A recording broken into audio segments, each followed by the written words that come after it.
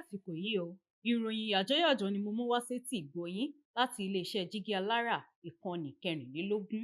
Igbó Ọba rèé nílùú Ọ̀yọ́ Ìgbòho nípínlẹ̀ Ọ̀yọ́ níbi tí wọ́n sin Aláàfin mẹ́rin tó jáde láyé ọjọ́un sí.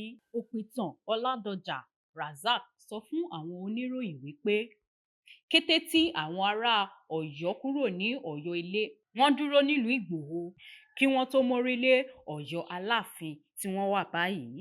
Ọ̀gbẹ́ni Ọládọjà sọ pé Ọ̀yọ́ Ìgbòho ni Aláàfin mẹ́rin ti kọ́kọ́ lo ìgbà kó tó di pé ìṣípòpadà dé lọ sí Ọ̀yọ́ Ilé.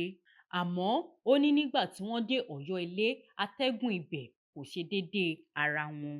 Òpìtàn Ọládọjà fìdí rẹ̀ múlẹ̀ pé àwọn Aláàfin mẹ́rin ọ̀hún ni Aláàfin Òfìràn, Aláàfin Òròpòtó Àjìún Aróbóṣetẹ̀, Aláàfin Ajébóyèdé àti Aláàfin Egúngún-Ojú.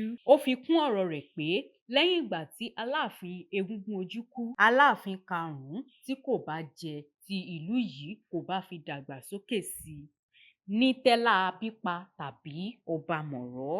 Lásìkò Aláàfin Ajíbóyèdé, gẹ́gẹ́ bí ìtàn ṣe sọ, ìlú Ìgbòho rójú ó sì ráyè, eku ń ké bí eku, ẹyẹ sì ń ké bí ẹyẹ nígbà rẹ̀.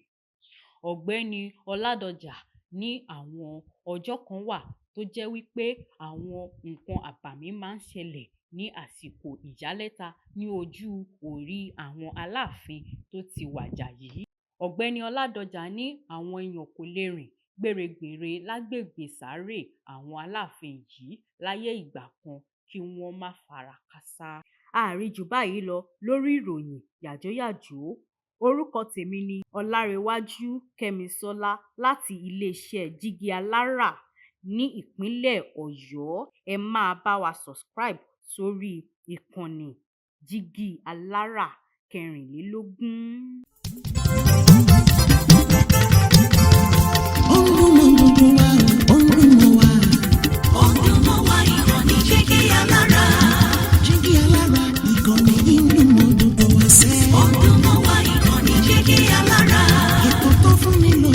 Ètò tó wà ní lọ́yẹ̀ wà ń bẹ̀. Ọdún mọ́ wá ìkànnì Jígí Alára. Ìròyìn lóríṣiríṣi tàbí mọ bó ṣe ń lọ láwùjọ. Ọdún mọ́ wá ìkànnì Jígí Alára. Ìkànnì Jígí Alára. Jígí Alára. Jígí Alára. Jígí Alára. Ìkànnì Jígí Alára 24, bàbá gbogbo.